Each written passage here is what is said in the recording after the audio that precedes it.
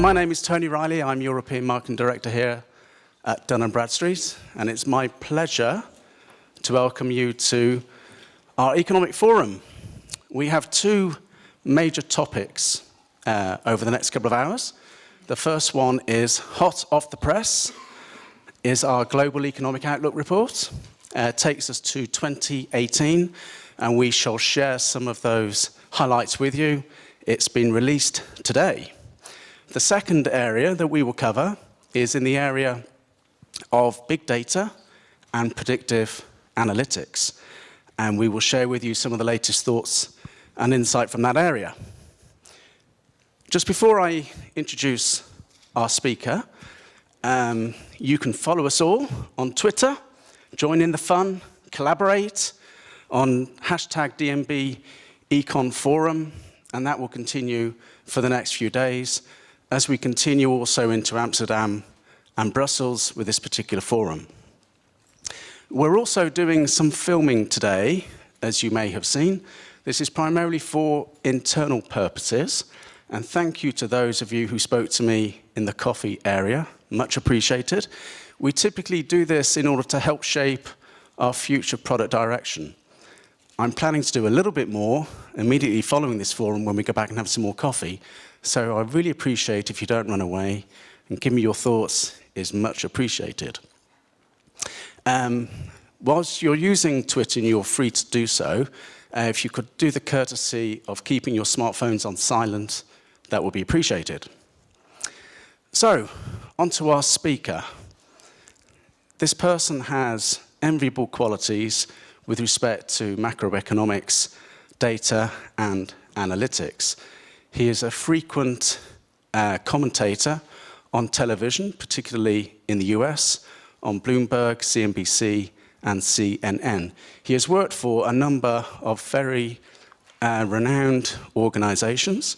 He was senior economist at the US Federal Reserve for a number of years, and he was a global leader in markets and analysis at General Motors. Now, when he joined Dun & Bradstreet, one role was not big enough, so we had to give him two jobs. So he is our Chief Data and Analytic Officer, and he is also our Chief Economist. Please welcome Paul Ballew. Thank you so much. Well done. Well, good morning, everybody. It's so nice to see you. Thank you for the lovely weather. I'm from New York right now, so this is lovely weather.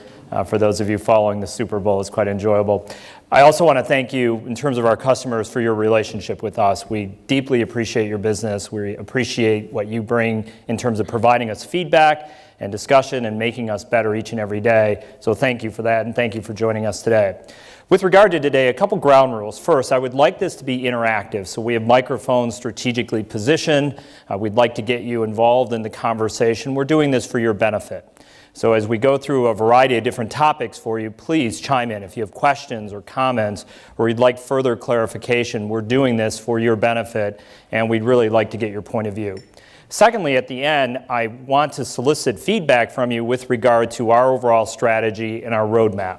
It is important for me when we're with our customers to make sure that the things we're focusing on from an investment standpoint and from a prioritization standpoint at Dun & Bradstreet are going to meet your needs going forward to help navigate a very complex environment. So at the very end, I'm going to probe to make sure that we're not missing anything, that the things we're emphasizing are the things that are going to meet your needs. And we've done that now for the last year to 18 months with customers around the globe, in part because of the aggressiveness of our investment strategy, but really because what we're trying to do is be very customer-centric in our approach. We're not doubling and now doubling again our investment in data and analytics just to do so for our own benefit. We're doing it to help you make better decisions. So a couple ground rules. Please make it interactive. Please fire away. I'm going to pause in a couple of areas to probe with some questions. And then at the end of today's session, I'll ask for that feedback, and if you want to give me feedback afterwards, I'll be in the reception area for a period of time after we finish today, and we have some additional coffee, and that gives an opportunity to have a conversation. All right, so what are we going to cover? Well, as Tony alluded to, a couple things. I want to spend some time talking about the operating environment we're living in. I've done this for a long time now, going on 30 years. Where did the time fly? I started my first part of my career at the Federal Reserve. I spent 10 years there. And I didn't envision during that period of time we would ever live in the operating environment we're trying to cope with. It was very hard for us, being at the Fed, to even imagine this period of economic activity and the challenges as well as the structural changes impacting the global economy playing out. So I want to spend some time giving you our perspective. Second thing I want to do is talk about how do you win against that backdrop. It has been a real joy for me in the last couple of decades, once I left the Fed, to help companies make good decisions in challenging operating conditions. I think now more than ever, the need to combine art and science has to be a top priority for all companies. What I mean by that is you have a lot of knowledge in your sales organizations, a lot of knowledge in your marketing, your product development. You have a lot of knowledge throughout your company that needs to be harnessed. But it is critically important that the science augment that art. I spent a lot of time in automotive. And in the automotive industry, we were all born with gasoline in our veins. We knew the customer, we knew that industry better than anybody. But it became very abundantly clear to us in the mid-1990s that just growing up in the industry was not enough. You had to bring science into that deep knowledge to help make better decisions.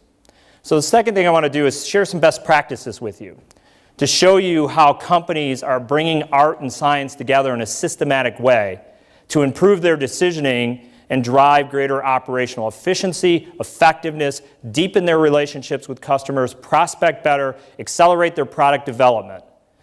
If I gave you that today and just hand it to you on a silver platter, would you take that? If you could wake up tomorrow and say, my goodness, I can improve sales and marketing, product development, deepen customer relationships, and do it more efficiently. Well, that's what companies are striving to do. And from a best practices standpoint, we are seeing companies increasingly that are being successful against that front, bringing art and science together. And then my third topic is talk about what we're doing to try to help you. And I'm not here to sell. I'm not part of the sales organization. I'm here to explain to you why we're doing what we're doing and to get your feedback, as I've mentioned a few moments ago, on what we're doing to validate that our journey is correct. We are very focused on two missions: giving you transparency in your commercial relationships and giving you foresight so you can act increasingly in a proactive manner to improve your business performance. Those are our two missions. And I'll walk you through how we're doing that. But again, I'm doing so with the eye towards getting that feedback from you about whether or not what we're doing will have the desired outcomes you're looking for. All right, so let's first talk about the operating environment we're living in. If you think about the world we're living in right now, four things to keep in mind. Number one, the economic environment. I'll walk through where we see the global economy going here in a moment. But suffice it to say at the beginning that this is an operating environment, as the Fed and others have talked about, they never even ran scenarios against. The last 3 years I was with the Federal Reserve, I supported the Federal Open Market Committee directly. That's the policy arm of the Fed. We used to do contingency planning every year. And we thought we could contingency plan against any scenario. We never ran this scenario because we viewed the economic patterns that have played out since 2008 as a 1 in 400 probability. So why would you ever have to model or prepare for that event? It's not a black swan, it's the blackest of swans. It's as dark as you could get in terms of an economic scenario playing out. Well, unfortunately, it has played out. And for all of us, almost irrespective of any industry we're in, we're dealing with the long tail of this economic cycle.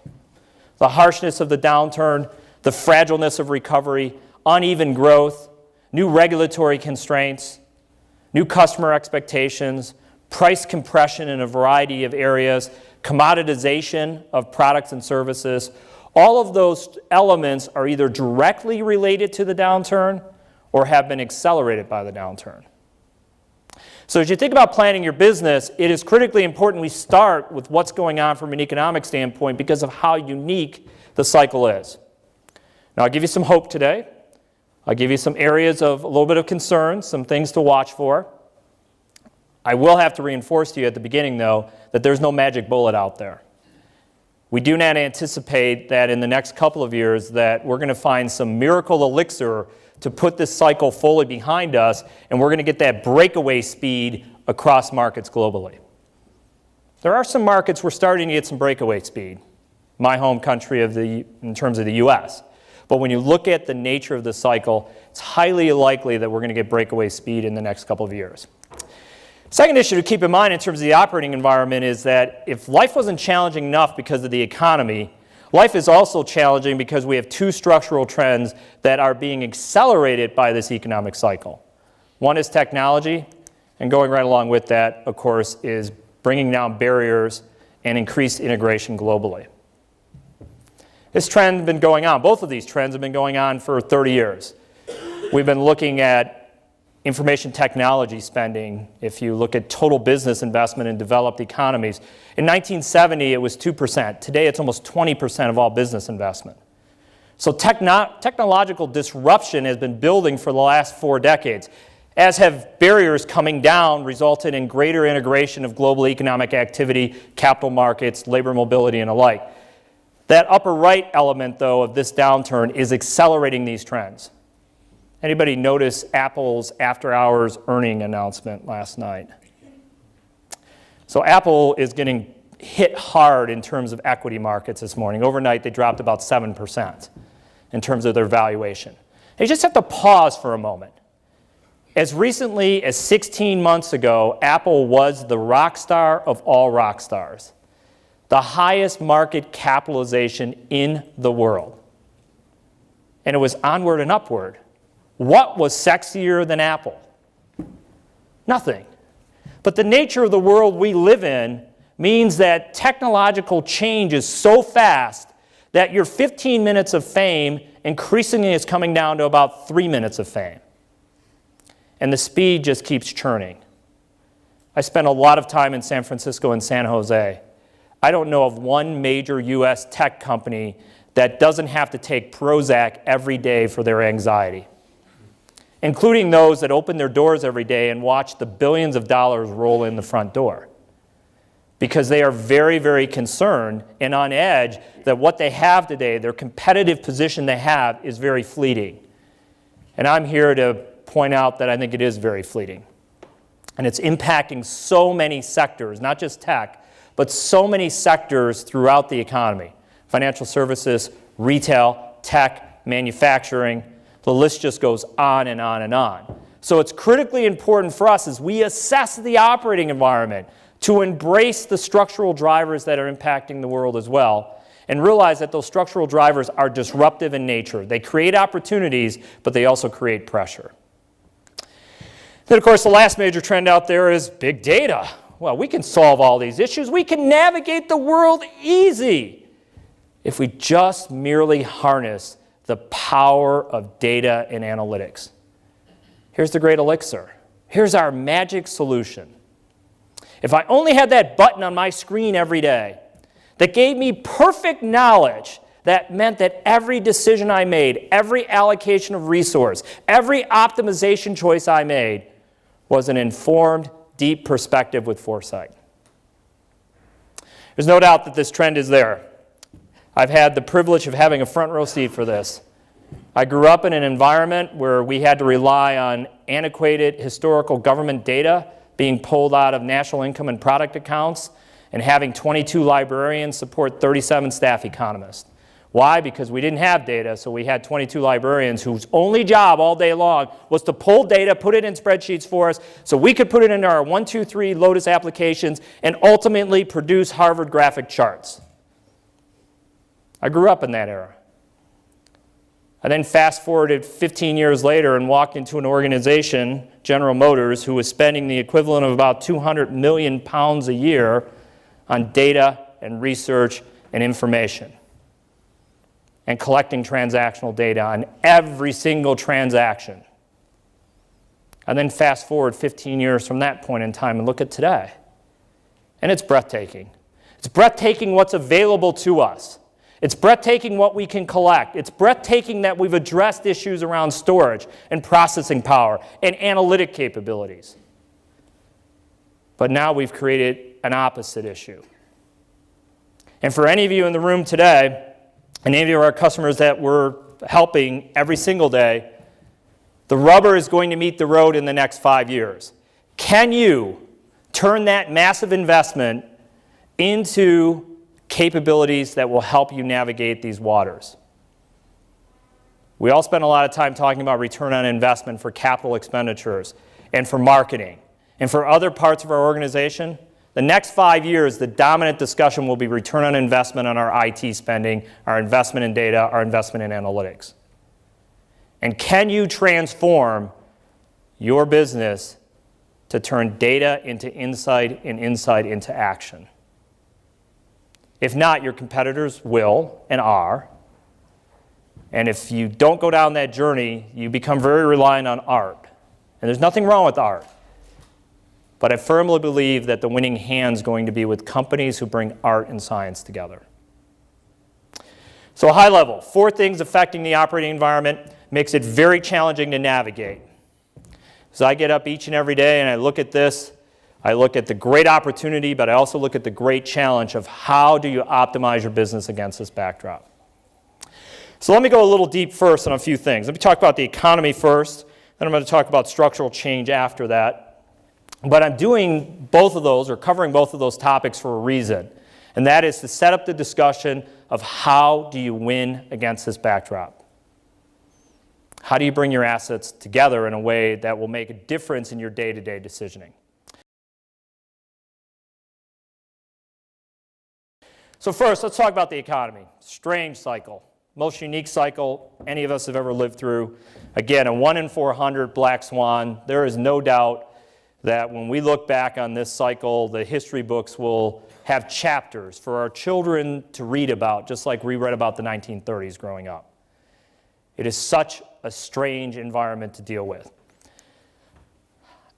Uneven, hesitant, choppy, inconsistent, put whatever descriptor you want on it.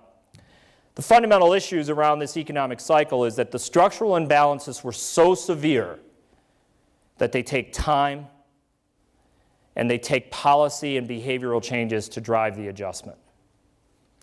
Now, don't get me wrong, there are some pluses out there. So for instance, in the US, we see very good performance and improvement in the private sector.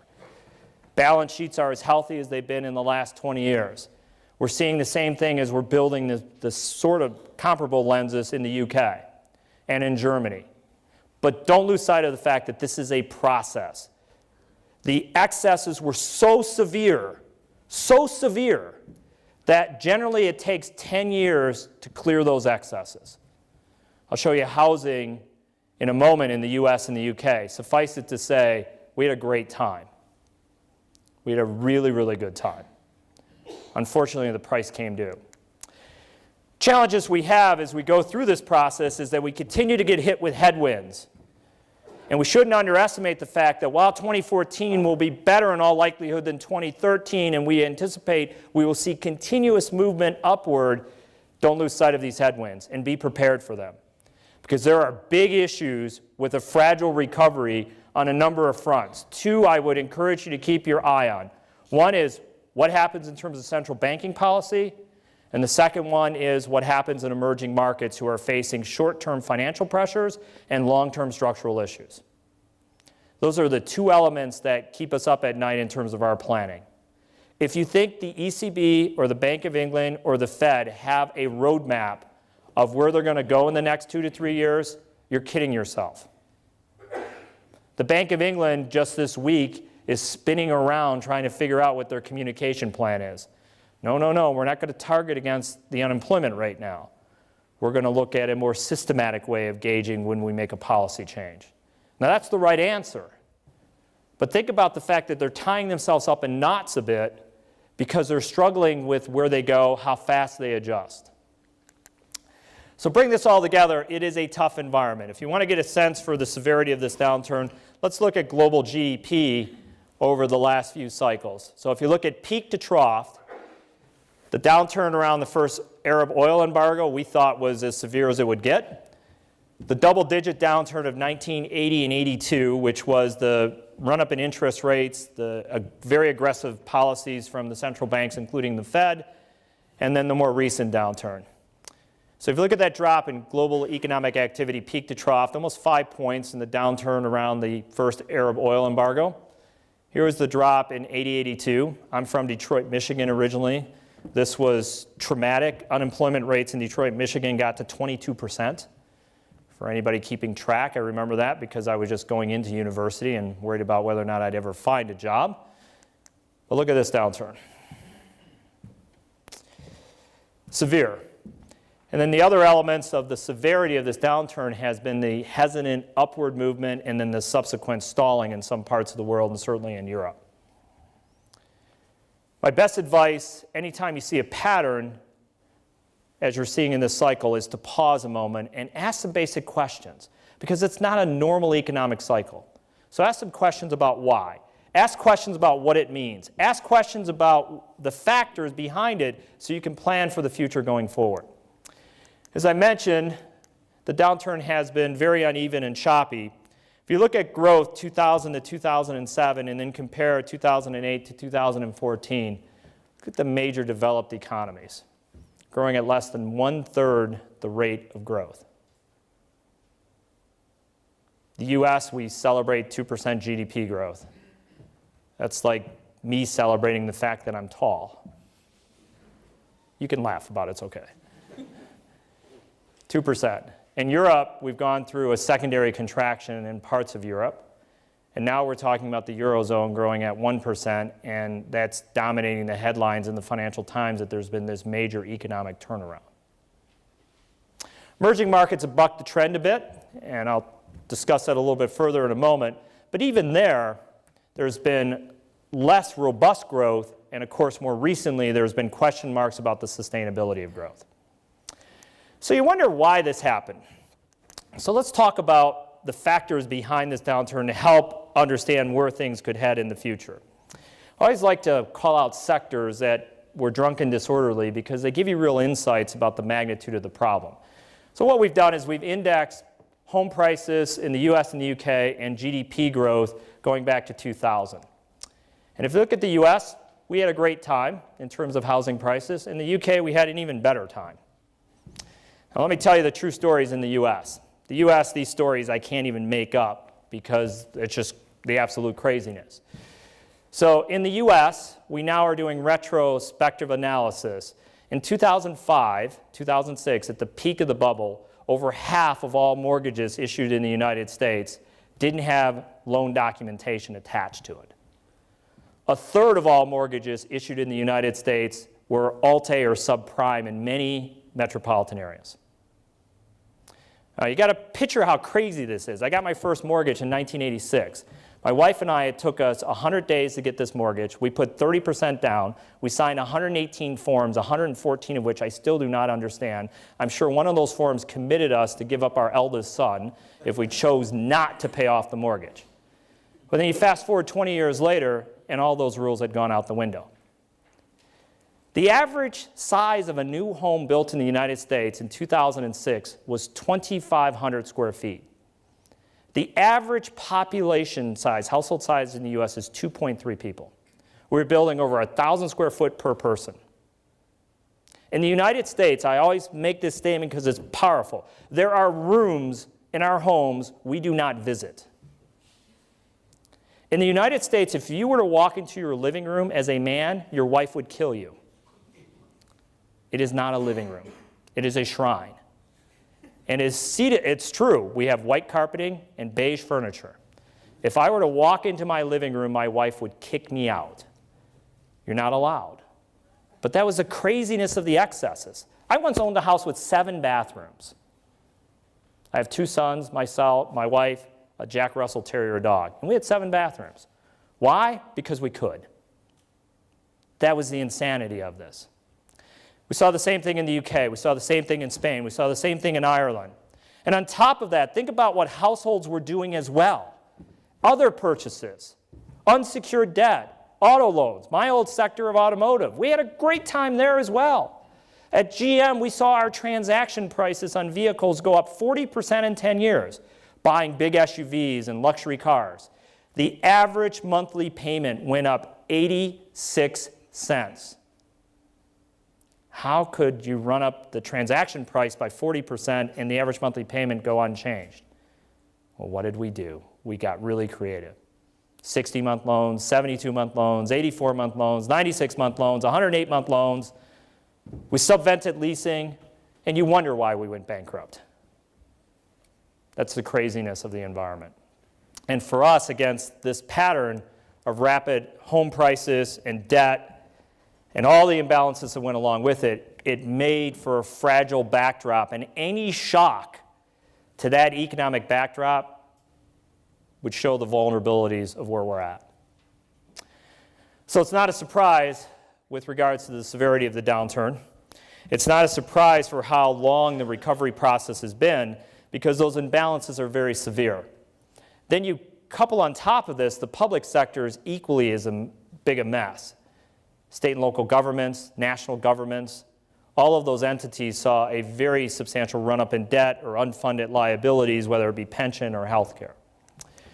So an interesting cycle, absolutely. And if you're wondering about what this has meant for all the developed economies, let me just show you where we were in 2007 and the fact that most developed economies are trying to get to their pre-downturn levels. You got to pause for a moment. The downturn technically ended almost 5 years ago. Now just pause for a moment and reflect upon that. The downturn ended almost 5 years ago. 2009, second quarter, is when the downturn was officially declared over and that the recovery began. And yet 5 years into this healing process, soon to be 5 years, we're just now getting back to pre-downturn levels of output. Tough, absolutely. And once again, my setup today is to remind us just how challenging this operating environment is. And as I'll talk about, our customers, not surprisingly, increasingly come to us and say, help me find ways to grow. Help me find ways to optimize my business. Help me find ways to deepen my customer relationships and gain market share. Now more than ever, because of this backdrop, you better do those things. Now more than ever, it's critically important to find those opportunities in an efficient way. A few other things going on globally just to add into the complexity. One is the fact that this dramatic shift in emerging markets has, in this current environment, and probably for the next few years, a series of wrinkles associated with it. Now, don't get me wrong. We expect this trend to continue.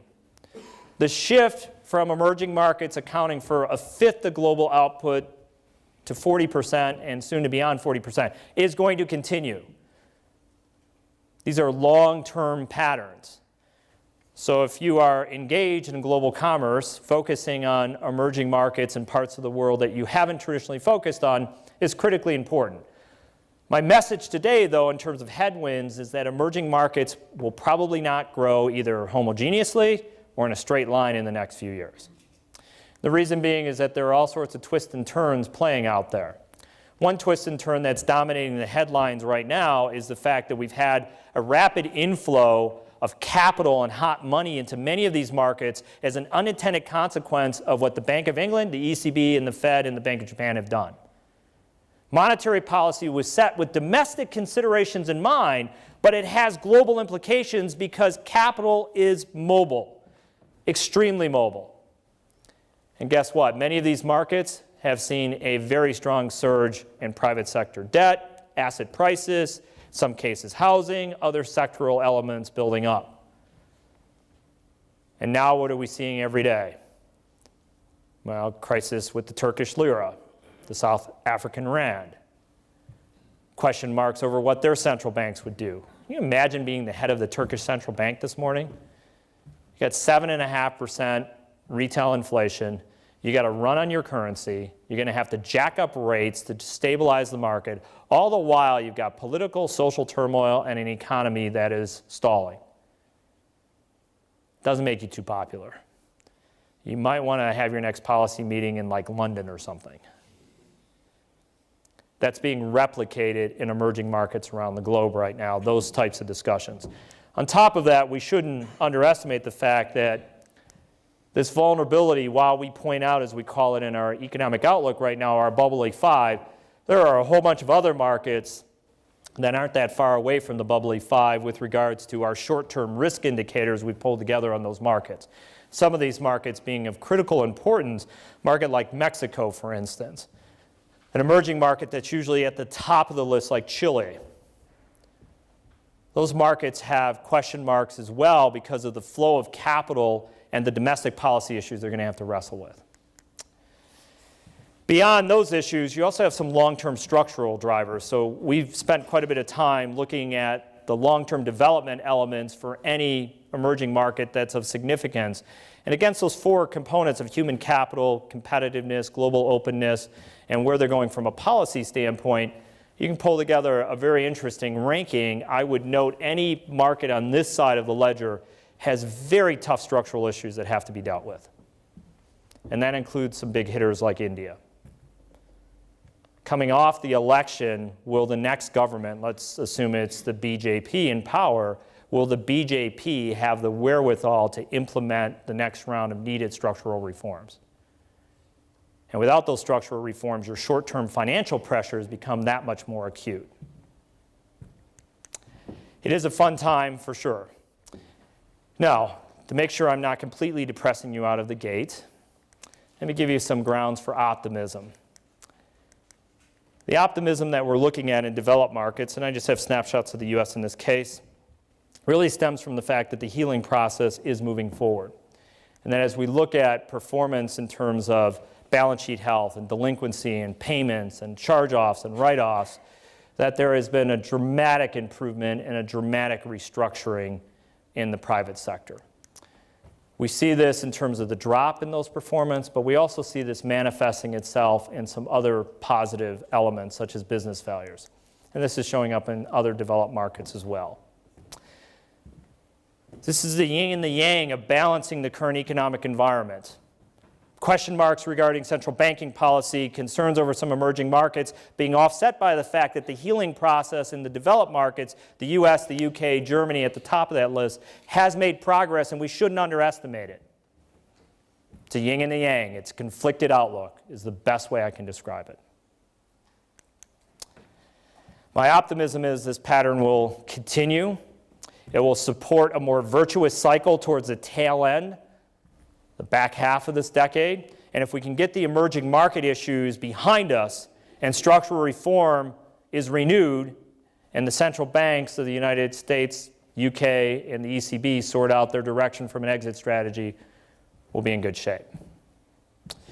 Now, what does that mean for Europe? Well, in Europe, it has been certainly a challenging environment. Again, we talk about the unique cycle during this period of time. It was severe as we saw in other parts of the globe. The additional challenge in Europe, of course, was a secondary contraction in parts of the Eurozone. And you've lived it, you've experienced it. You don't have a reference point historically. There's nobody in this room that's lived through this. I'm hoping that we never live through it again. I will give you some grounds for optimism because we are beginning to see not only the Northern European economies who have outperformed the Southern European economies, but we are starting to see the Southern European economies move back into a growth mode. We don't think it'll be a sprint. This chart gives you the illusion that, oh my goodness, good times are here again. I just point out for you that's 2% growth, not 4% growth.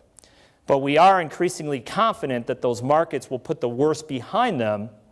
And as we look at 2015 and 2016, it will start to feel like a recovery. It will still require you to be very targeted, surgical, efficient, effective, all of those things going along with it. But we'll take 2% growth over the last couple of years of contractionary economic activity. And if you couple this with improvements in the US, it does set us up that the major developed economies in the world will become more of an engine of growth and should be able to offset some sluggishness and some pressure points playing out in emerging markets. So an interesting time. Here's our forecast. Keep your fingers crossed. We're underestimating. We're right now assuming that the UK will actually beat this forecast. We're in the process of upgrading our forecast for the UK. But in general, let's call it 2.5% to 3% growth. And hopefully improvement as we get through the middle to latter stages of the decade. I always inject my caveat and my safe harbor language at this point saying there are still these big risks and unknowns we're going to have to grapple with as we look at the next few years. But having said that, if I were to bet right now, I would bet that this forecast and maybe slightly better than this forecast will play out, which should help you from a planning standpoint in terms of your business.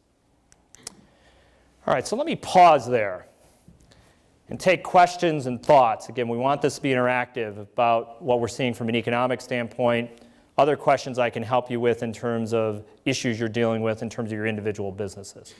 Anything on your mind, please just stand up, shout it out. Don't be shy. Don't make me call on you, because I will. I'm an ex-teacher, so I've done that a few times in my life. Please. Good morning. Chris Slezakowski from SIG. Very nice to meet you. Good morning. Very interesting analysis of what's been going on in the past, recent past, and further behind that as well. How confident are you in the models that are being developed now about predicting what's going to happen in even the relatively short term, given the rather obvious lack of success in previous models? I think it's a great question. One of the things we've done at D&B is we've tried to couple macro modeling and macro analysis with micro insights. Historically, macro models have been very dependent on being rear view, mirror-looking policy assumptions. For any of you that went through any type of economics training, we'd all talk about our ISLM models, right? And that's, so you can tell how old I am. For all of my youngsters on my staff in the room, yes, they'll remind me all the time. But the problem with those macro models is when you have a cycle like this cycle, with all of the structural imbalances and other elements, they have been inaccurate. If you look at the Fed's forecast, for instance, the Fed's been wildly optimistic and has missed the mark.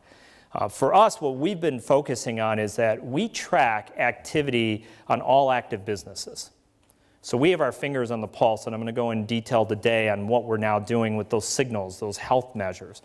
And what we're focused on is taking those insights and linking them back up to our macro models and our macro forecasts to make sure that there's corroborating evidence. So I feel very good about our forecast because we're doing that, and we're the first people to ever really try to do that. Having said that, I think there's two things to keep in mind. The speed of the healing process could surprise us on the upside. So we're seeing it's pretty rapid right now, and that could help in business investment, could take off. And then the second caveat, which is always the economist's creed of saying, there's these unknowns out here, so you got to be ready for them. So I feel better about our forecast. I'm also very proud that our forecast over the last few years has been very good because we've been more hesitant, because we've been worried about how fast the healing process would be. Having said that, staying on top of these potential risks is critically important. By the way, at the end, and one of the things I'm going to mention is that every month now we're providing an update for all of our customers on our perspective on what's going on with our leading indicators. So we offer that to you. It's just a 30-minute, feel free to call in, and we'll give you an update because we're trying to keep our fingers on the pulse. So I'm keeping my fingers crossed it's right. My old colleagues at the Fed, I used to be the coordinator for the macroeconomic forecasting process, and to tell you the truth, I'm glad I wasn't there the last few years because it's been pretty challenging. Other questions, please?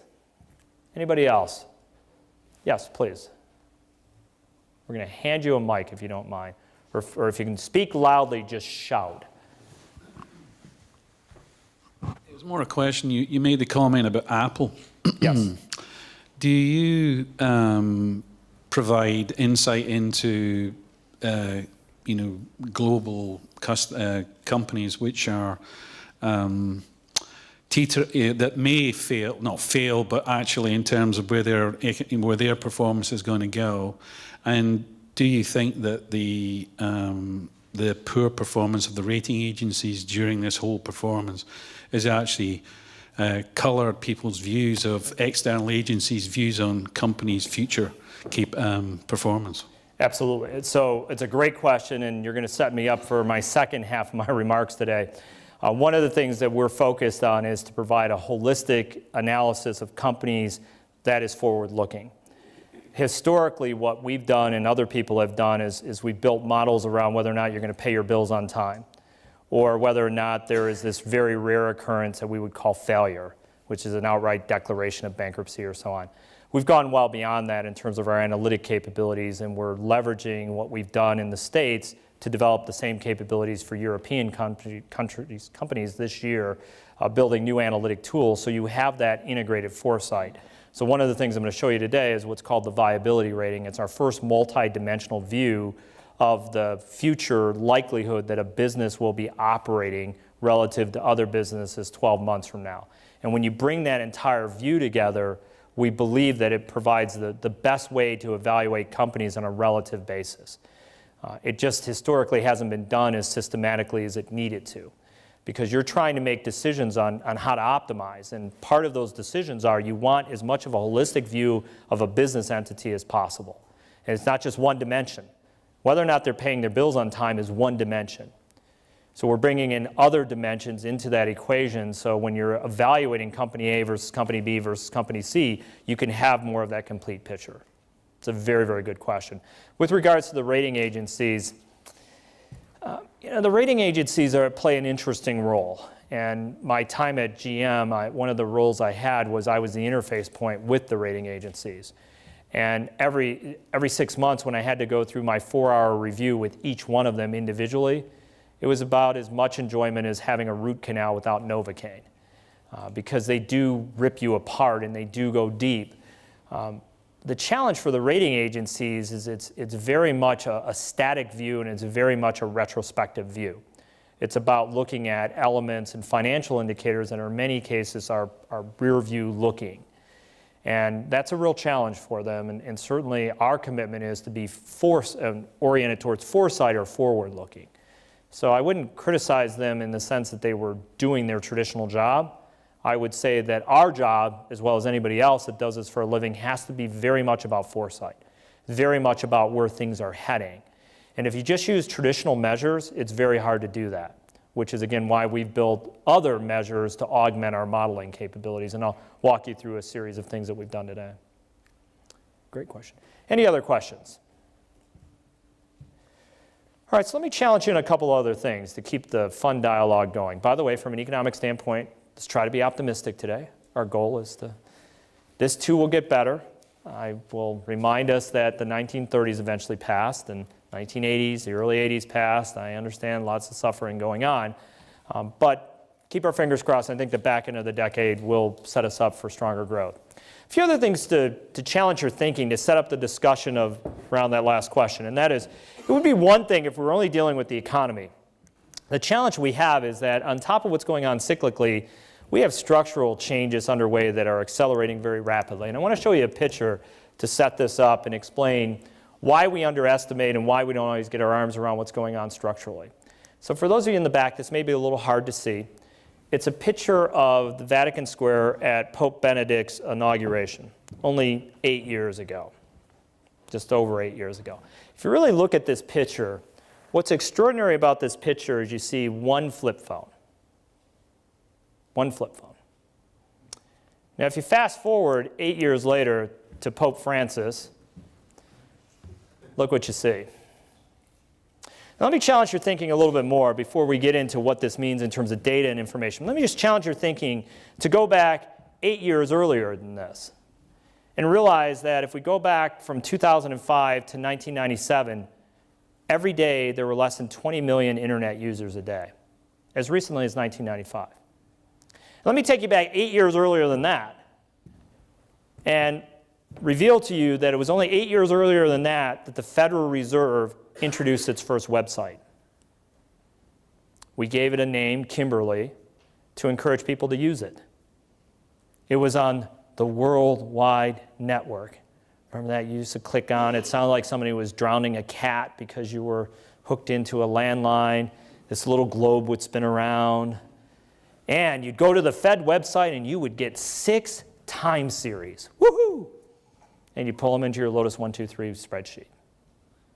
Think about each quantum leap during that phase.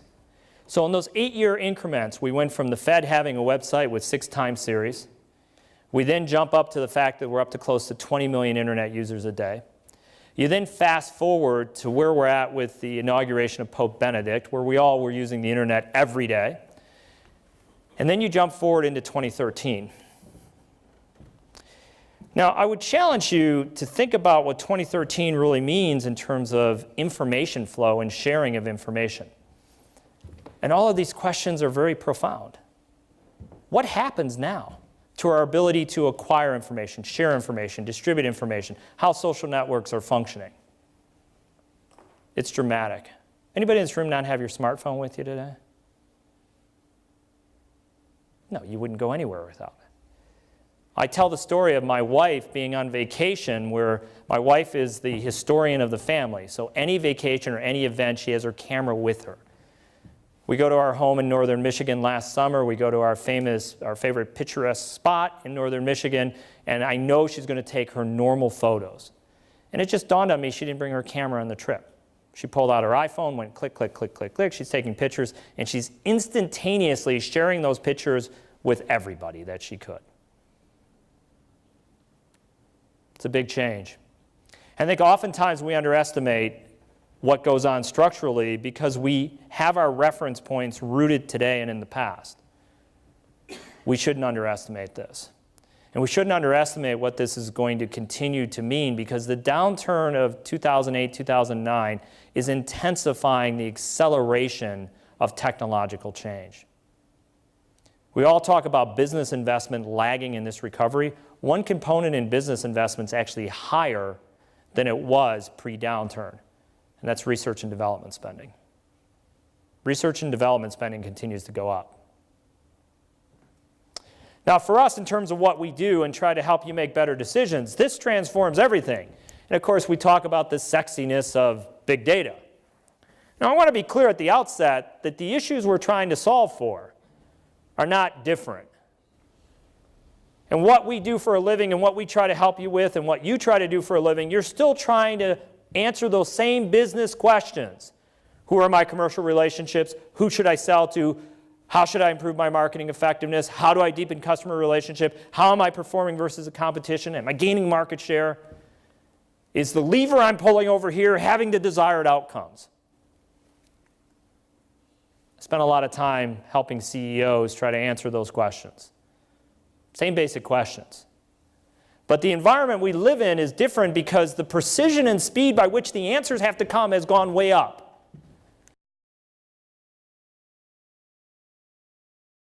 And that we assume that the precision and speed is going to be enabled by just hitching your wagon to big data. The problem is now the issues of 30 years ago when I began from a data and insight standpoint, we've gone to the other side of the looking glass and we're hanging out with the Mad Hatter and Alice, drinking tea and trying to stay away from the Queen of Hearts. Because we were data poor in 1985 when I began. We're now data rich, but we're increasingly insight poor. That's the big challenge. And if we think otherwise, we're missing the storyline here. It isn't big data for data's sake. It's big data and insight to adjust to an operating environment that's very challenging, to technological change that's very rapid, to customer expectations that are going through the roof, in an environment where we have to do things faster, with more precision, and more cost effectively. Does that describe your business each and every day? Absolutely. And the customers I deal with, doesn't matter what vertical they're in. Yes, financial services, my goodness gracious. It is just a miserable time. Everybody's questioning pay and regulations and lending standards and yada, yada, yada, yada, yada. It's the 1930s all over again. But tech, same pressures. Telco, same pressures. Manufacturing, my goodness gracious, 30 years of having the world turned upside down. Retail, same thing. So the question we have to ask ourselves is, can we bring this all together? And I'm going to give you my best advice on one page. Because the great companies who are successful in bringing art and science together go down a journey. And this journey is about developing the foundational knowledge and, for the most part, being clear on the problems you're solving for. Ask yourself each and every day, are you crystal clear on the business problems you're trying to solve for? Are you clear on your hypotheses about what's getting in your way? I've yet to meet a senior C-level officer who feels like they have all the information. My response always to C-level officers is, tell me what you're solving for. Tell me why you think you have an issue. Second thing is, you've got to bring together all your assets. And this is tough for many companies. Legacy systems, don't have a customer identifier, not collecting data. It's too hard to get my sales team to enter data. I can't collect it in my call centers. Yada, yada, yada, yada. I've heard it all. And my response is, you have to treat it like a transformational initiative and realize that the one proprietary differentiating asset you have is your data on your customers. Your competition does not have that. So if you choose not to acquire and organize and capture and utilize the data you have on your customers, that is your problem. That is your mistake. Third piece is you got to get to this intimate view, which involves third-party data, but it means single, complete, and actionable view. Those words have been chosen very precisely. One view, a complete view, and an actionable view. The next part of the equation is you got to do something with it, which is where analytics comes in. And then the fifth step, as you go through this journey, from data to insight to foresight to action, is you have to put a virtuous cycle around it. You have to continuously learn. You have to have the infrastructure by which you can track whether or not the actions you're taking are having the desired outcomes. So let me turn this into practical solutions. So I suspect that most of you in this room would like to improve your sales optimization. What your sales force is doing every day and with whom to have the most desired outcomes. Because certainly in the B2B world, that business-to-business world, the sales force matters disproportionately. How many in this room believe that their sales force matters to their business, by a show of hands? Everybody look around real quickly. See all the hands up? Matters a lot, right? Well, the question is with your sales force, who to talk to, when, where, through what channel, and what's the conversation? Historically, we relied on the fact that the feet on the street knew best. Don't get me wrong, feet on the street has a lot of knowledge. But I ask you, could you improve how they spend their day by giving them insights with regards to existing customers and prospects? Anybody here disagree with that? By a show of hands, how many people would like to do that tomorrow? Just about all of you, once again. The key to that journey is as follows. Can you bring those assets together? And what we see with companies increasingly on sales optimization is they capture all the insight from their sales teams, past interactions, past customer relationships, past responsiveness to overtures. They're capturing their call center data, those customer interactions. They have a complete view of their past history with those customers. And then they're augmenting that with third-party information about what's going on with those customers, what's happening in their business, and they're creating the opportunity to prioritize. By the way, my experience tells me that in most cases, your sales force is spending the bulk of their time with low risk, low growth opportunities with customers and not spending the time with the high risk, high growth opportunities. There are very few companies that I have seen that have that mix right. And to some degree, it's human nature. We go to the customers that we're most comfortable with. We go to the customers that we have those deep relationships with. We've built these tools for ourselves at D&B. And what was amazing for us, just to give you some secrets of the trade, is that when we looked at our customers in our commercial channel, 1/5 of our customers in the commercial channel are no risk of defection, very low risk of defection, and very low opportunity for cross-sell and upsell. For some of our resources being decked against, we were spending upwards of 30% of our time on those customers. 1/5 of our customers getting 30% of our time with no return on that activity. Does that prompt us to reprioritize their day? Absolutely. That's the winning hand. Now, it's easy for me to stand up here and say, hey, here it is. And by the way, we'll give this to you guys. You can frame it, put it on your walls, embrace it. I am here today to tell you that doing this is the right thing. Getting it done is hard. It does require a transformational commitment. Most customers that I spend time with end up doing 1 or 2 or 3 of these pieces. But if you don't embrace it as a transformational initiative, because if you really reflect upon what you have to do, there's investments in IT, there's investments in workflows, there's investments in data, but the biggest investment that has to be made is on changing behavior, changing incentives, and business process change. especially on the back end of this, because you have to change behavior to capture those insights, capture the activity, and look to disposition. Now, I'm going to go deep on a couple of these to show you what we're doing to try to help. But let me pause there and say, does that make sense to you? If any of you would like to share stories or tales, please. Over the last 20 years or so, every so many years, along comes a consultancy company that says, we can change your IT to give you exactly that journey, and have failed. You just look at the big telcos. Vodafone spent 90 million, Cellnet spent, I don't know, 100 million. Cable and wireless was a number that is in that ballpark in terms of huge transformation projects. They tried to do everything at the same time, but failed because legacy systems didn't connect. Right. So no one changed the view that that was a good thing to try and aim for, but actually they had the wool pulled over their eyes to some extent, or the CEOs did anyway, and the CFOs certainly did, in terms of what was possible. Do you think that today's world is different in that that can be achieved? And what is it that's different now than what was happening in the 80s, 90s, and 2000s? So I think it can and will be achieved by successful companies. I think it's a wonderful question. A few things that I think are essential to achieve it. A, you have to embrace it as a transformational initiative and not just a situation where some initial upfront investment. Two, you should not drive it or run it through your IT organization. I think that is the kiss of death. No disrespect intended to the IT organization.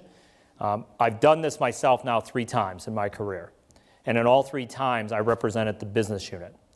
I had the IT organization as part of my operating group and my steering group, but I think it's an unbelievably large mistake to have it run through IT. IT is used to building something, whatever that something is, and solving a specific set of needs, whether it's storage needs or repository or whatever. This requires a business unit to own and drive and leverage the IT resources to go along with it. And then the third reason why I'm optimistic is that there are enablers now that are breaking down some of the bigger impediments that we had in the 90s. So if you think about some of the impediments in the 90s, there's things such as, can I build a common repository? Well, those issues are increasingly being addressed by cloud or providers like Hadoop and others. Second issue is you have more and more companies that are looking for resources that can break down other barriers that go along with it. So I'm cautiously optimistic, but I'm always humbled by the fact that if you're going to do this, this is really, really difficult to do, which is why very few companies have done it successfully. But it's going to happen. It has to happen, and the companies that do it right are going to be most beneficial to them over a period of time. By the way, in the last year, I can't even count anymore the number of global Fortune 500, 1,000 companies that just want to talk to us. They're trying to go through this and they're trying to learn from past experience, which tells me that they're going to keep trying. But my best advice is treat it as a transformational initiative. Realize that it's usually a 3 to 4 year journey. Don't run it out of your IT organization. If there's anybody representing IT, I apologize for that, but I strongly advise don't run it out of your IT organization.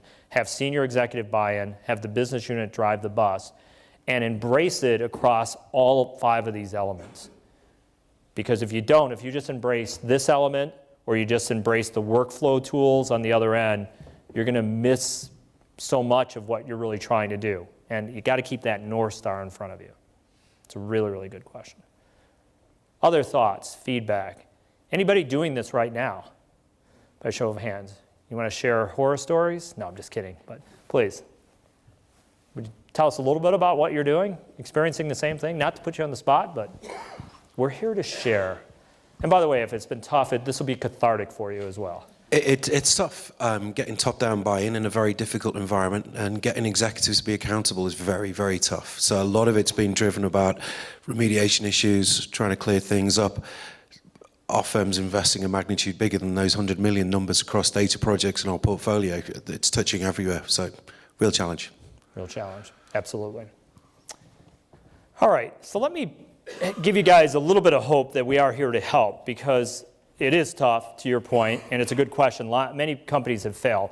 By the way, in the States, there's only a couple companies in the Fortune 100 that have actually done this, just to make anybody feel okay about it. Procter & Gamble, who's been doing it longer than anybody else. My old world of General Motors. It took us 4 years and almost $400 million to do it, but we did it. And then you got one or two other large institutions that are getting closer and closer to doing this. But it is very hard, and so many institutions have failed on this front because, again, they've done parts of it. Well, what you usually do is use the they'll do one element of it and then forget all the other parts. That's exactly right. Let's put SAP in, so we'll have all sorts of answers available without anything up front to give them the information they need. Because all they're doing is having a better view of data they had before. Yeah. Or put sales workflow tools in and then not change the behaviors, the incentives, the requirement for the sales team to either fully use those tools or to capture the activity and disposition that those tools were supposed to be designed to do. You're absolutely right. You see all these, I call it the magic bullet syndrome, that we all assume that there's some magic bullet out there. And by the way, D&B for a long time, some customers thought of us, and we almost positioned ourselves as a magic bullet. We can give you this magical block of data. And this data, see this magical block of data? If you put it in the ground, it'll grow beanstalks for you. And you go kill the giant and get the gold, and life goes on, and you don't have to worry about giving up the cow. Well, giving you bigger and bigger blocks of data isn't going to solve the problem. We have to be committed to giving you actionable insights that you can embed into your decisioning environment, and if we don't do that, we're not doing our job. And having been a D&B customer for 21 years, one of the reasons I insisted upon us undergoing our own transformation is I knew we had many of these same problems. By the way, D&B, despite the fact that we were a data and analytic company, we couldn't get to a single view of our customers in a systematic process up until about 9 months ago. And we had to make the investment to build those capabilities, despite the fact that we had the riches available to us within our own environment. And by the way, many large data and analytic companies and many large tech customers who go out and market themselves as providing consulting services to companies to do exactly this can't do it within their own environment. In fact, none of them can do it within their own environment. There's not one large tech customer today that can get to a single, complete, and actionable point of view of their customer and embed it into their workflows. Now, they're all trying, and they're waking up one day that they need to do so, but just pause for a moment and think about how ironic it is that companies who do that for a living can't do it for themselves. It's not to pick on them, it's just a reminder to us that the journey is pretty tough. So we're going to hand you a microphone, Chris. Well, you can shout at me. That's quite all right.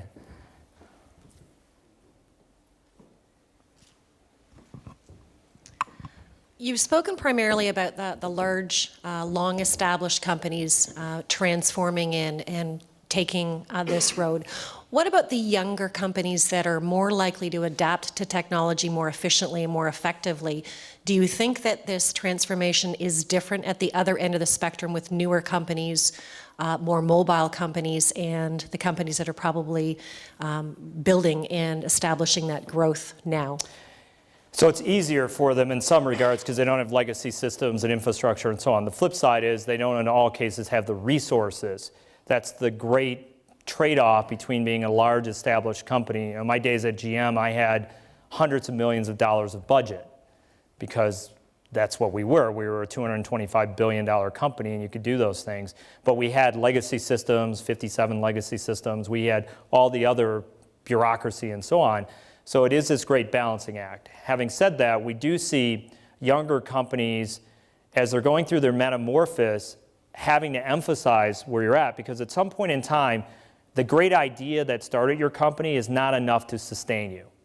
And there's a certain maturation process that a company has to go through. And we see this a lot in the tech industry. They were successful, they opened their door, and because of their one great idea, the money just rolls in. But then they wake up one day and realize they've got to manage customer relationships. They have to have a better product development and solutions development process. They've got to deal with prospecting and optimization. So for me, I would prefer a company without all the encumbrances of an established company. So for instance, much easier at D&B for us to get to a single view of our customer than it was at GM. It just took a longer time. Now, GM had resources to do it, and it's been a more balancing or difficult issue for us to deal with, but a great question. All right, so let me talk a little bit about this transformation first from a data standpoint and then what we're doing to help. So as you think about what I just showed you in the 5-step process, it's important to keep in mind that yes, it starts with data, but please focus on the North Star. Ultimately, what you're trying to do is not to have data for data's sake. You are trying to understand your customers and prospects completely and in an actionable way. And you also want to understand those connections, especially in the B2B space. You want to understand how entities are connected. For us, as we look at our goals of our investment, it's about doing two things. Number one, to help you establish that transparency, to understand that complete and actionable view. So as I show you what we're doing and what we're focusing on, it's about accomplishing that first. But then the second component is turning insight into action is increasingly about foresight. The winning hand in a competitive market with all the pressures we're facing is, can you anticipate and act upon your customer needs before they materialize? Now, that sounds absolutely crazy, but I'm telling you, customers are doing this. Companies are pushing the envelope. They're called customer management actions and lead management actions. The ability to anticipate your customers' needs and behaviors can now be enabled by the environment we're in. So in my past life in financial services, we were able to identify a customer that had changing needs in life insurance and homeowners insurance and so on before they ever even thought about it. Why? Because we were able to see what was happening in their life elsewhere. They were moving, they had a child, other trigger events informed us. We can do the same thing in the B2B space. Let me just be crystal clear. We can do the same thing in the B2B space. We can get to the point of anticipating those customer needs. What does that do for your sales force? What does that do for your product development activities? What does that do for your customer care organization? That's where art and science comes together, and it's a very powerful activity. So what's our roadmap all about? Our roadmap is to do this, to help you see your relationships, know there's relationships, predict their behavior, and act upon that information. How we're doing this is we're focused on three things. It does start with data, it does start with predictive insights. In some cases, it starts with getting the foundation and the fundamentals right. Second thing we continue to focus on is identity resolution and our assets around what we call global identity. The ability to see and understand an entity, who they are and what they are. And then the last piece for us is the investment we're making in analytics. That's our commitment to all of you to provide you insight and foresight. And to your question, in an increasingly holistic way. That's what we have to do. Now, by the way, I'm not anticipating I'll get a round of applause for the investment today, and I'm not asking for one. Because that's what we should do to help you on this journey so you can optimize your business decisions. That was the requirement I had prior to joining the company, was that we were going to up our game, because against this backdrop, when you're trying to put all these pieces of the puzzle together, we have to do our part. So what are we doing? Well, there are 21 markets topping our list. Doesn't mean we're ignoring the rest of the world. We continue to cover the other 200 plus 210 or so. But these 21 markets are markets that are critically important to us. They account for about 90% of global commerce. We are making substantial investments in terms of what we call depth of data, which is data and predictive insight, and then what we're doing in terms of analytics going along with it. Phase 1 has a dozen markets, which are top of mind. Phase 2 has another 9. And I'm hoping when you look at that list of 21, you say, that feels about right. Those are where my critically important business decisions are. Thumbs up? Yes, we get the occasional questions on South Africa, and we get the occasional questions on Argentina and so on. And we have initiatives underway in those countries as well.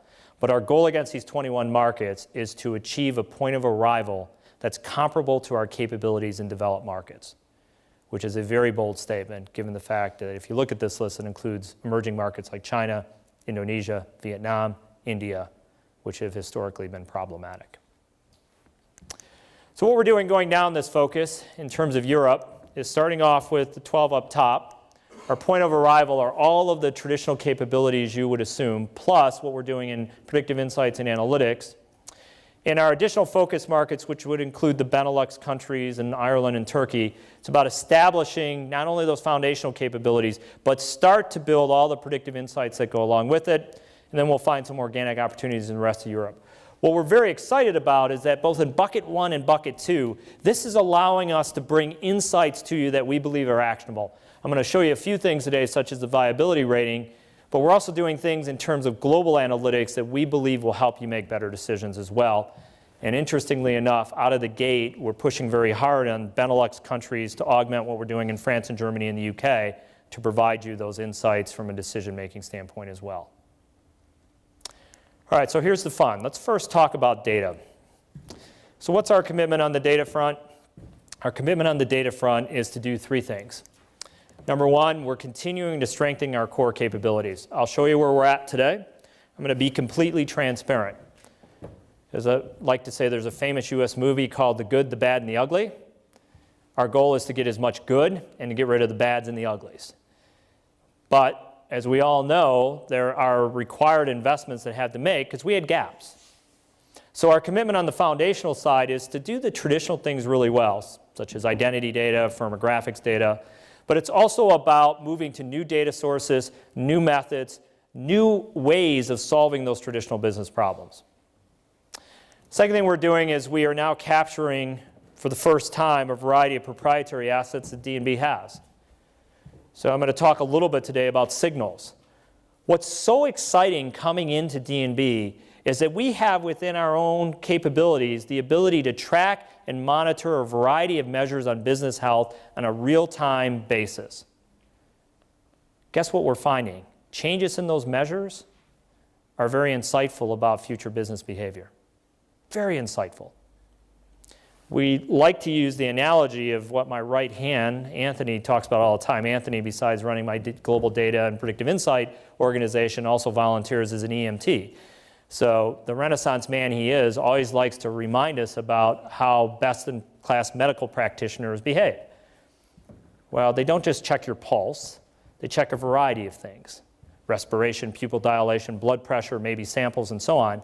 But the most powerful thing to do is track it over a period of time. If you've ever been in the hospital, why do they track it regularly? Because they're looking for changes. Guess what we're now doing? We're capturing, organizing, and making sense of those signals and those changes. How powerful can that be for you in terms of your decisioning? The ability to understand those changes and what it means for future business behavior and their responsiveness to the interactions you may have. And then the third piece of the puzzle is we're bringing in other new relationships. Shipment data, logistics data, online data, B2B commerce data, you name it. So we like to say we are data agnostic. We have an R&D factory testing ideas continuously. Got about 120 in the pipeline right now that we're just testing and evaluating to determine whether or not it will provide us a better view of your commercial relationships and greater insights from a predictiveness standpoint. Our ultimate goal is to give you this actionable view. And so our commitment is there. Just to give you a quick scorecard on what we're doing. First, on the foundational side, we're not doing things just the way we've always done, and that is go acquire more ID data. We're using analytics to determine gaps in our data, revamping our quality processes, readapting our issues management activities. We're also leveraging our new data sources, as I'll talk about in a moment, not just for signals, but our new data sources can help us with some traditional things like firmographic data. Why do you care about firmographic data? Well, if you know the size and the age of a business, that's usually the first way you segment your commercial relationships. We have to address those issues clearly. Now, where's the journey at right now in the key European markets? Well, a quick snapshot just to set this up, foundational data and then firmographic data. Where were we in 2012 when we began? Where are we in 2013, and how do we feel about 2014? Our goal state is to be green, green, green. By the way, that means 90% accurate on ID and 60 to 80% on firmographic data. This is of the active universe. If you look at it in terms of the universe of interest, the records you really care about, it's much higher than that, and I'll give you a snapshot of that in a moment. This is against every record in the active universe, so it's a very aggressive target. Progress underway clearly, for instance, in the UK, where we started our investments in Europe. We feel very good about the path we're on in the Benelux countries, and with our partners in France and our partners in Germany, we're moving forward with improving our capabilities in those markets as well. Beyond the foundational activities, we're very focused on our predictive insights and our analytic solutions as well. Again, our commitment here is to have accounts receivable data or proxies for over 30% of our active records, for having financial statements or proxies for over 20% of our records, and then building analytic solutions, including the viability rating for those entities in those markets.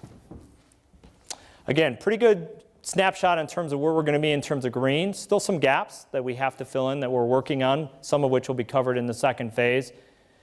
Having said that, by the end of 2014, given how ambitious we are, I believe we're going to have the bulk of Europe very close to point of arrival with regards to predictive insights and the analytic solutions that go along with it.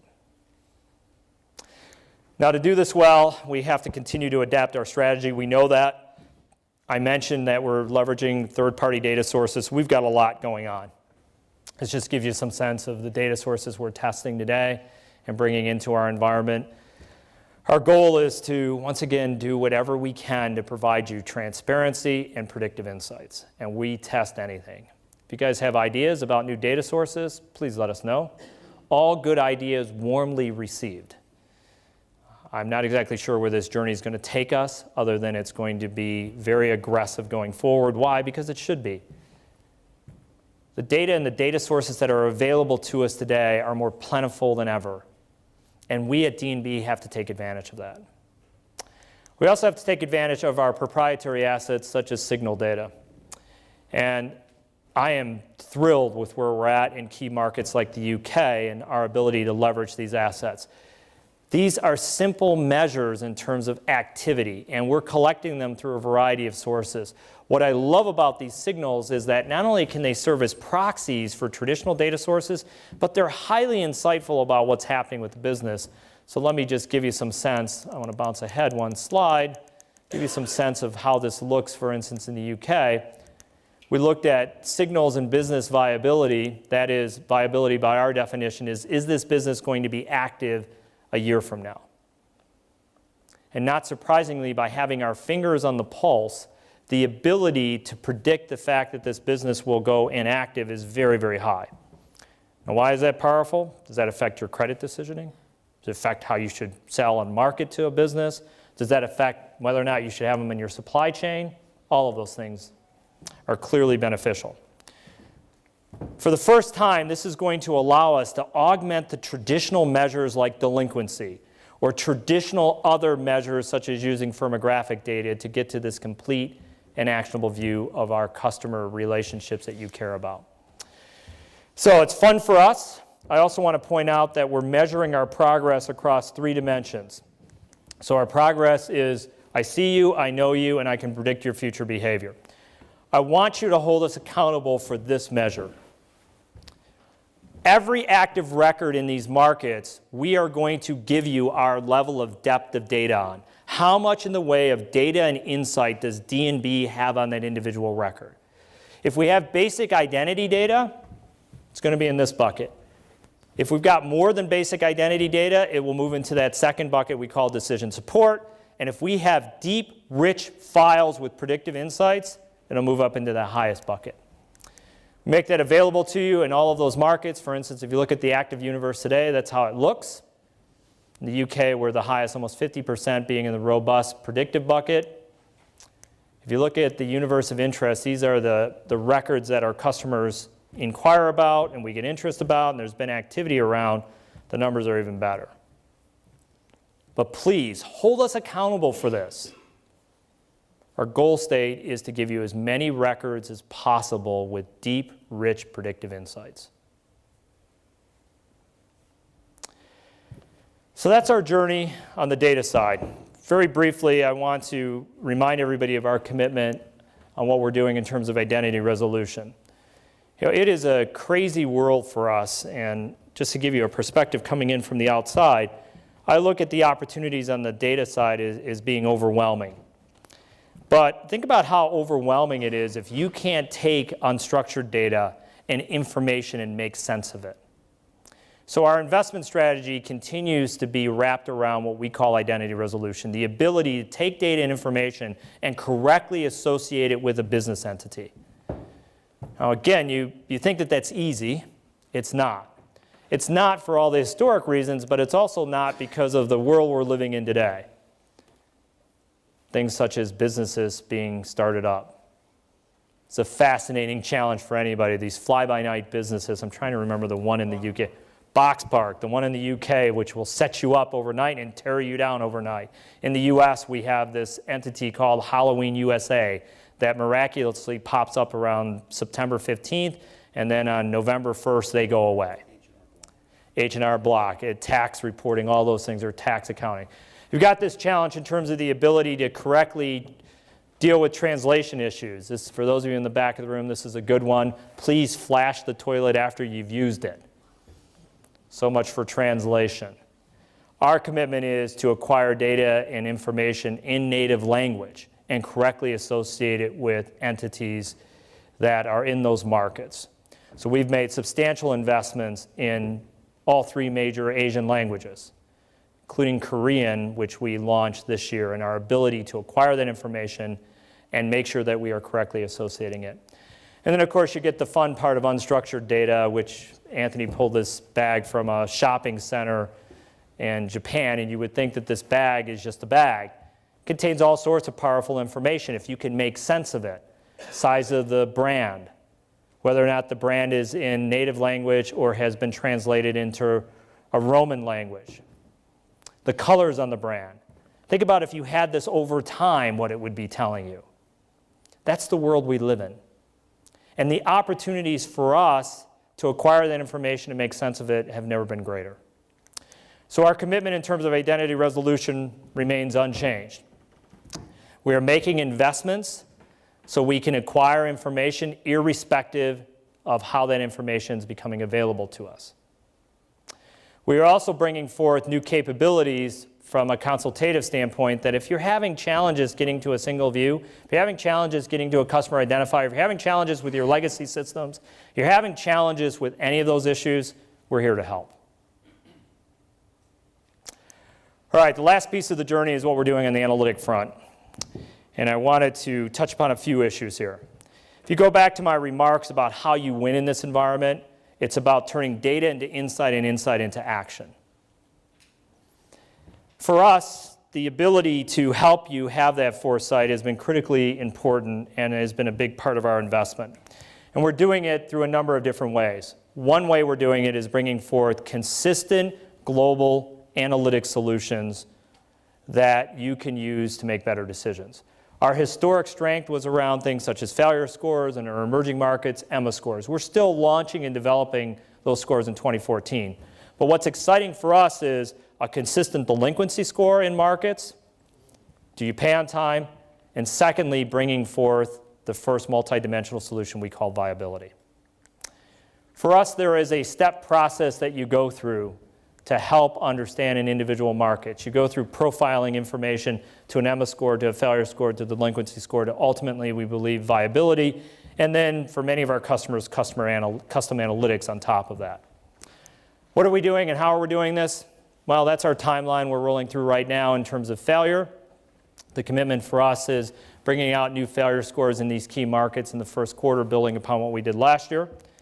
What I'm very excited about is we are getting very good predictive lift. So if you look at business failures captured in the worst 10% and the overall performance lift we're getting in the UK, the Netherlands, Belgium, and alike, this is our foundational commitment to you. We have to do this right. Very good performance. Having said that, that's not enough. Insight into action. Holistic point of view. So last year, we developed a new analytic solution called the viability rating. And let me just set this up for you very simply in terms of what it is supposed to do. The viability rating is about a multi-dimensional solution that's probably best seen not by a word chart, but seen by this slide. 4 components. Is the business likely to be active a year from now? How does the business shake up versus similar businesses? So comparing a small business to a large business doesn't make a lot of sense. So we're providing you the second dimension where you see the number 7, like-sized businesses to like-sized businesses. Third dimension, equally as important, for the first time on every active record, we are going to show you the depth of insight we have on that record. If it's an A, B, or C, it means D&B has deep, rich, predictive insights. If it's a G, it's a pretty thin record. If it's an H or lower, there's something special that you should pay attention to on that record. What I love about this particular solution and what we're doing is its ability to help you carve up your universe, segment your universe with greater precision and timeliness. That's what it's all about. And guess what? We have customers using this to improve their collection prioritization, to anticipate write-offs, to improve their sales and marketing targeting, whether it's knockout rates or pre-screening, improve their direct marketing activities. Because ultimately, for you, to that earlier comment, what you need is the ability to have a holistic view of your commercial relationships and anticipate their future needs. Well, guess what? If D&B is saying this business has a higher risk of being inactive, that's an insight in terms of your decisioning. If D&B has deep, rich, predictive insights on that entity, guess what? They tend to be more responsive to sales and marketing overtures, especially when you segment them versus like-sized businesses. So our commitment to do what we're supposed to do is right there. It's about segmentation. It's about precision. It's about addressing latency issues. Where we're going next is to bring out the viability rating in the UK. This is an early snapshot, and if you compare it versus the failure rating, it's a very interesting comparison. The failure rating tends to be a more coarse rating, has a very rare event it's trying to predict. Will you technically fail? Look at the separation you get on viability between the worst deciles to the best deciles. Rolling this out in the US, our highest deciles told you there was a 45% probability that that entity would not be in business a year from now in some of those deciles versus less than 1% in our best deciles. That's why we're doing it. So that's part of the fun. We're not done there yet.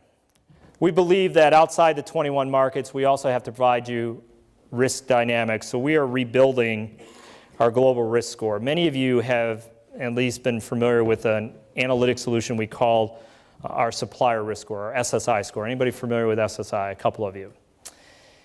You know, the problem with SSI and the way it's been approached globally is that it was a pretty crude analytic solution. And so our commitment is to rebuild and give a global risk score which will be applied against all 138 million active businesses we track. You can maybe applause on that one, but I'm just kidding. But it's a big commitment for us. So while we're focused on our 21 markets and bringing out new analytic solutions that give you a more holistic view like viability, we are committed across all 138 million active records to give you the best risk profile analytic we can bring forward. Now we realize this isn't easy, and we're going to have to build different models to deal with our depth of data and the solutions we can bring forward. But our commitment is to do just that against these 4 lenses. So records with robust predictiveness, we'll be able to segment with more precision, decision support, and so on. We're also going to bring in our macroeconomic analytic capabilities systematically for the first time. So in some countries around the world, think Yemen, we may not have on all of those records even foundational data. We're at least going to give you a risk factor that takes into account our macroeconomic perspective. So not only are we focused on analytic solutions in developed markets in our 21, but it's about bringing this forward. All right, and then wrapping this all up, we're doing a lot of things on the custom analytics side to help. One thing I'd point out to many of you is this transparency issue. So we are now, and we have built capabilities that will give you transparency in your supply chain, your supplier. And then the ability to assess the risk of your tier 1 supplier by assessing the risk in your tier 2 and tier 3 suppliers. That sounds ambitious, it is. But again, it's part of our commitment of transparency and foresight that you need. you're probably looking over on the right at this crazy idea where we've been working on called material change. If any of you are thinking about doing things on the wild, ragged edge, please talk to me about it. We're just now rolling this out in the US. This is an advanced early warning system. We're going to be able to tell when a company that's a caterpillar today, 12 months from now, is going to become a butterfly, or is a butterfly today and is going to go back into the cocoon.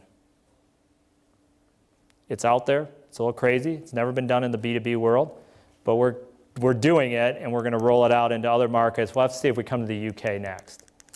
So for the sake of time, let me bring this full circle by wrapping up on a few other thoughts. We're not done in terms of our overall commitment to help you.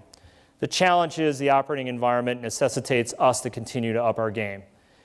Our customers are focused on art and science increasingly. We have to be committed to helping you solve those equations.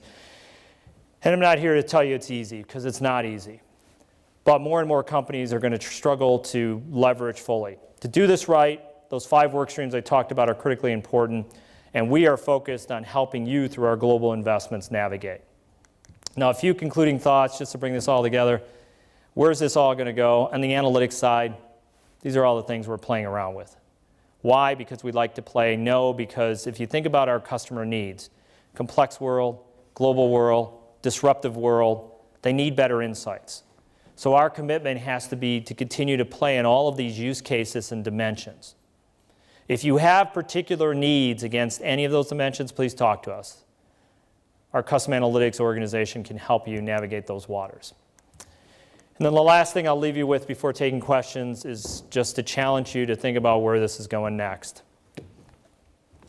30 years into this, I wouldn't have thought 30 years ago we'd be anywhere near where we're at today. The world is complex, but the ability to make sense of a complex world is greater than it's ever been. That's the good news. The question, I think, for all of us, whether or not we're going to be able to fully harness the opportunities and the potential that 40 years of transformation allows us to harness. I think the great companies are going to do it. I think companies that don't do it put their business at risk. And I'm not overstating that. Just to wrap this up, I'll give you my story of GM, because many people want to go back and reflect upon why an historic icon like GM went through what we went through. And you can point to pensions and labor negotiations and management kerfuffles and all those things going along with it. I spent almost 20 years of my life working with and working for that company. At its core, the number one problem that sunk GM was we lost customer centricity. It's at its core. This is a company that displaced Ford in the 1930s by being brand focused and customer focused. That was the brilliance of Alfred Sloan. The pure brilliance of Alfred Sloan was not the modern organizational structure. The brilliance of Alfred Sloan was the fact that he understood that it was customer first, and the strength of a brand to convey a message to a customer and deliver on that promise displaced Ford. That was his brilliance. And GM completely lost that. Now, don't get me wrong. We had data and research and analytics and capabilities that no company, including the US government, could match. I ran a survey that was as big as the United States Census. We suffered from 2 problems. We lost sight of the fact that it was all about the customer, and secondly, we lost sight of the fact that the capabilities we were building ultimately had to be ingested in a way where we would make a difference in our decisioning. That's my challenge to you. Are you sufficiently customer-centric? Are you able today to leverage the potential that is available to you in a way where your day-to-day decisioning will allow you to deliver on that? Or are you customer-centric in management speak, which is usually putting nice flowery words in your annual report or in your public declarations or other things? The world of the last 30 years has moved to a customer-centered model. The world in the next 20 years is going to become even more customer-centric. Data and analytics are enabling tools when properly harnessed. When they're not properly harnessed or embedded, they become an expense bucket. Our commitment to you is to help you not allow them to become an expense bucket. So I'm going to stop there. I want to take any questions, comments. I would also like your feedback on making sure that the areas we're focused on are the areas that will make the biggest difference for you in terms of your day-to-day activities. We, too, at D&B have to be customer-centric. We have to be focused on meeting your needs and helping you win in a very complex marketplace. So we're not spending all of this time and all of this money in our investment strategy if it's not going to meet your needs. So thank you very much for your time and attention. I think we have about 15 or 20 minutes for questions or comments for Tony, so thank you guys very much, and let's bounce ahead to questions and comments. Fire away. Give me feedback first. Feel about right? Are we focused on the right things?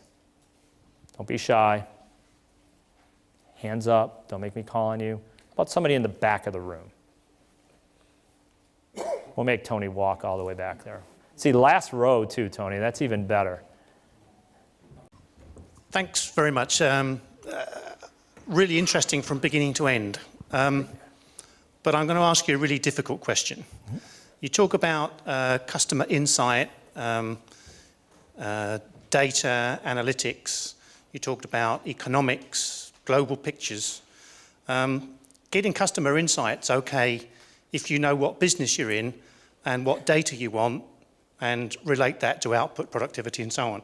Difficult question for you. What business is D&B in? Sure. So we are in the business of helping companies make good decisions. We're a decision support business, and it's a great question because so let me tell you a little bit of a war story. So when I was being recruited by D&B over the span of 9-10 months, and I was not planning to come because I preferred to be on the abusive side of the relationship, beating on vendors versus being a vendor. But a little kidding aside there. But I kept having conversations with the senior executives of the company, and they kept saying, we need a data strategy. And I kept probing with them and saying, is that really what you're looking for? Is what you're looking for is a data strategy because we are in the data business? Is that what we're really about? And I think for a long time, that mindset served us well because of the nature of the marketplace. But if you really get into our DNA and you really think about what we do for a living, our business is the decision support business. Our job is to help companies make better decisions in their commercial relationships. That goes back to our roots in 1841. The reason why we were established 170 plus years ago is that businesses were having a hard time making credit decisions about other businesses. That's what you do. And our job on a day-to-day basis is to help you make better decisions as it pertains to credit, sales and marketing, and your supplier business. That's it. We do nothing else. That's our job. And so we have embraced and encouraged that strategy at the company. How we help you make that decision, better decision, depends on where you're at in the evolution, depends on your ability to consume all those things. In some regards, we may give you basic firmographic information so you can segment the market. In other regards, you may want a traditional risk tool like a delinquency score. In other decisioning, you may have a more sophisticated way of looking at how you're directing your sales and marketing resources. You want to look at a customer holistically, you want advanced triggers, you want all those things. So our capabilities have to be tailored to help you make better decisions. We are in the decision support business. Just so happens that we use data and analytics to be in that business. That's what we do. Now, I still got to get us to brand that always correctly, but you can see things like an informed perspective, which is our brand positioning, ties back to that. So it's a really, really good question. By the way, in my business of data and analytics and research, if you don't invest in that and embrace that, you're in trouble. For those of you that have really looked at my background, I spent 5 years as a senior partner at J.D. Power. I ran their research, forecasting, and consulting business. And for a long time, J.D. Power thought of itself as being in the customer satisfaction business. If you ever looked at that brand, and even the office here in London, same thing. Well, really, we weren't in the customer satisfaction business. We were in the business of helping businesses understand whether or not customers were satisfied or dissatisfied and take action on that information.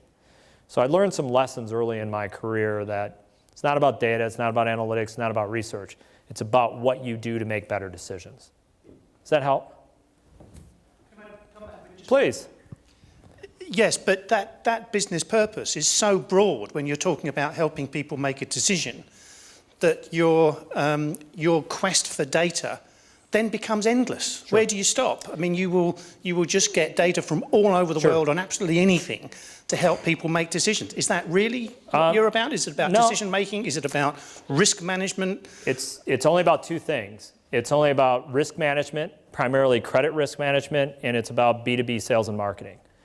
Those are the only two things. In fact, when we digress from those elements of either helping you monitor, assess, and make decisions on risk, and help you monitor, assess, and make decisions on market opportunities, I'm the most vocal person in terms of the C-suite officers of the company say, that's not what we do. Those are the two things we do.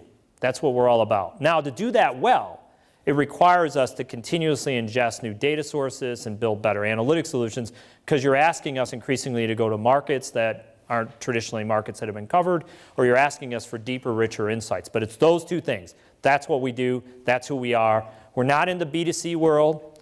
We're not in the world of doing anything other than helping you assess your business-to-business risk and help you assess your business-to-business sales and marketing activities. And we believe that those needs are big enough to be a healthy business model for us. Does that feel better for you? Okay, good. Anthony, you want to fire away? Well, so I want to add a little bit to what Paul just said. I'm Anthony Scriffignano, and I lead the discovery and curation of data globally for D&B. And so that's a question that comes up a lot. You know, when is enough enough? We're looking at millions of updates to our data a day. It's arguably one of the largest, if not the largest, commercial databases that you can buy globally. It's not a database. It's not even one database. So, you know, there's lots of folks, customers of ours that just buy the data. We don't want to do that. We don't want to sell you a chunk of data because it borders on malpractice sometimes. What are you going to do with it? And where did we stop giving you data? And what about the next piece of data that we didn't give you, and on and on and on. So it's easy to fall into that trap of there's always going to be more data. This slide, the slide right before this, with the black hole in it, you know, data sensing, this concept of looking at the data that you're not consuming. You know, I always use the example that you're not thinking about how your shoes feel right now until I just said that. And now everyone's trying not to think about how their shoes feel, right? So there's always more data coming into your brain, and your brain stops it where it's irrelevant until the floor starts to heat up, and then you think about your shoes. Our job is in that frame of total risk and total opportunity to be good stewards of the data that's available, the signals, the identity, the firmographic data, the linkage, the connections, trade, all of that, to help you make those basic decisions about total risk and total opportunity, and not to drown you in data, but to actually give you the insight to make those decisions that you're trying to make in those two buckets, total risk, total opportunity. It's a great question. So in our R&D data factory, by the way, we only assess new data sources if they provide specific value to the business questions we're trying to solve for. If a new data source comes in, it just happens to be sexy and exciting and so on. If it doesn't tie to the business solutions we're looking to address better, we won't acquire it, we won't use it, we won't ingest it. So there are specific parameters we put around this to do this in a systematic way, so it's a great question. Other feedback. Do you feel like we're on the right path? Something we're missing in the roadmap? Anything else you want to talk about in terms of data and analytics? Don't be shy, please. I greatly value your point of view. So why don't we go here first, and then maybe we'll go back to front. Hi, I work in the financial services industry. So questions on trust. The places where you source data, whether it be Companies House in the UK or filings in the US, they won't take responsibility for the quality of the data. Sure. And issues we have, so in the KYC onboarding space, you still got questions from regulators on trust and integrity. Sure. How do you see that evolving and emerging going forward? Because I can see the insight information to support that key point around identification. How are you working with the regulators to get that over? Because we're all wasting so much money repeating activities around the same clients.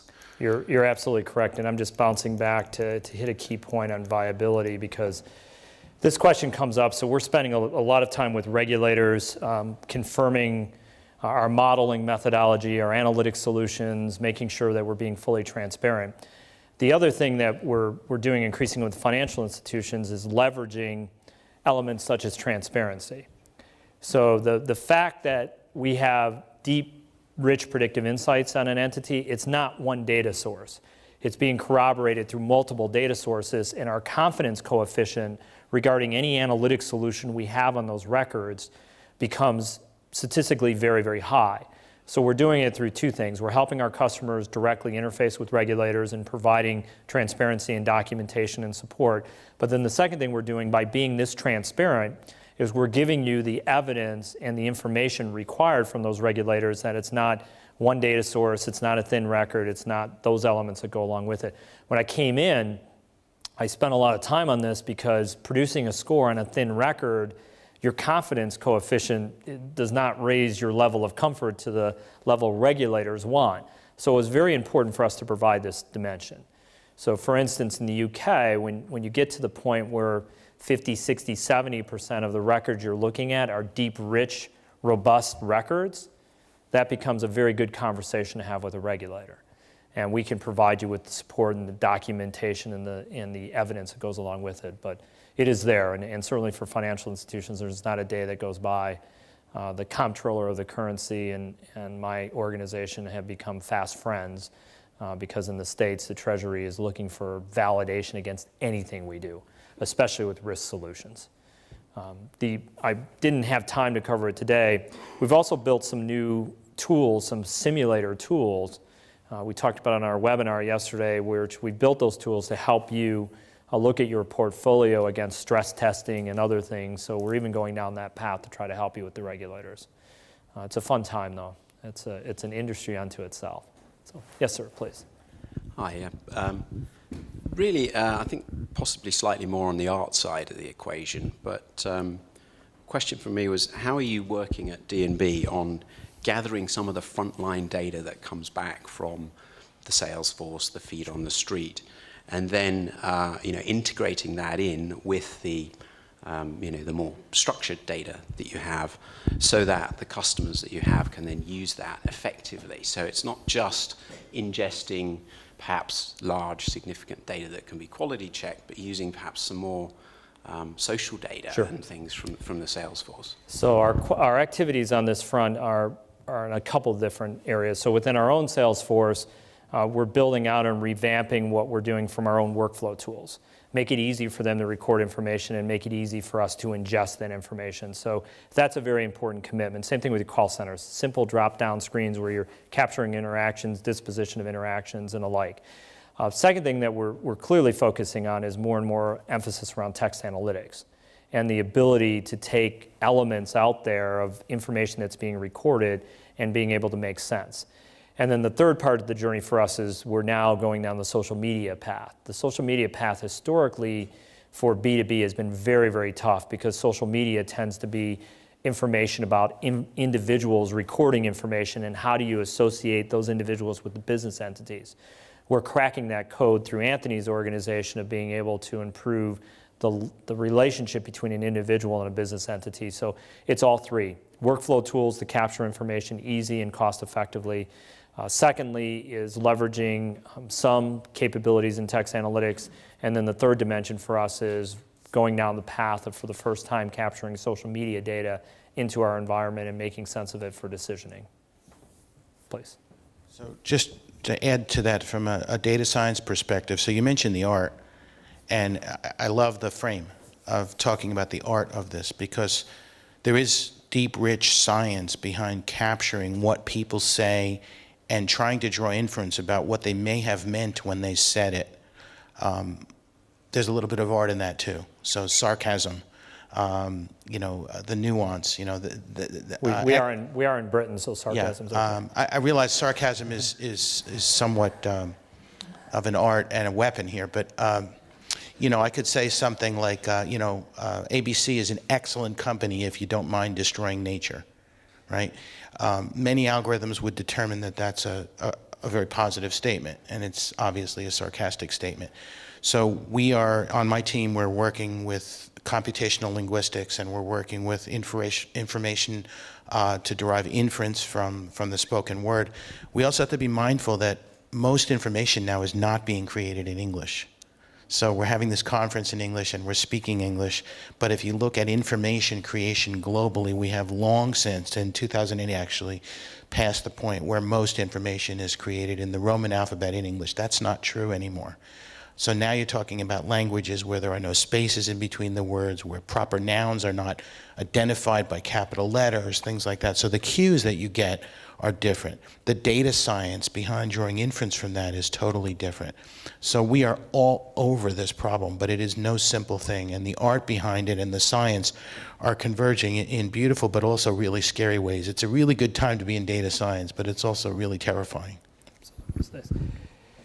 So I know we're out of time, so let me wrap up with a few concluding thoughts. First of all, an interesting time for all of us to live in. I wish I could wish it all away, or at least some of it. Having said that, it's also an exciting time. The questions that you had today, the questions we get from our customers regularly, show a commitment to try to navigate these waters with a greater degree of precision. Our commitment is to help you do that. We want your feedback. We appreciate your involvement and your participation. It is delightful to have all of you with us today. Hopefully we gave you a few things to think about, but equally as important is if there's anything we can do to help you. If you just want to bounce things off us, if you just want to hear what others are doing, just please let us know. To be truly customer-centric, our success is dependent on your success.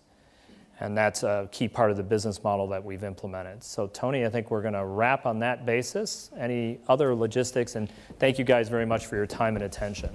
Thank you, Paul.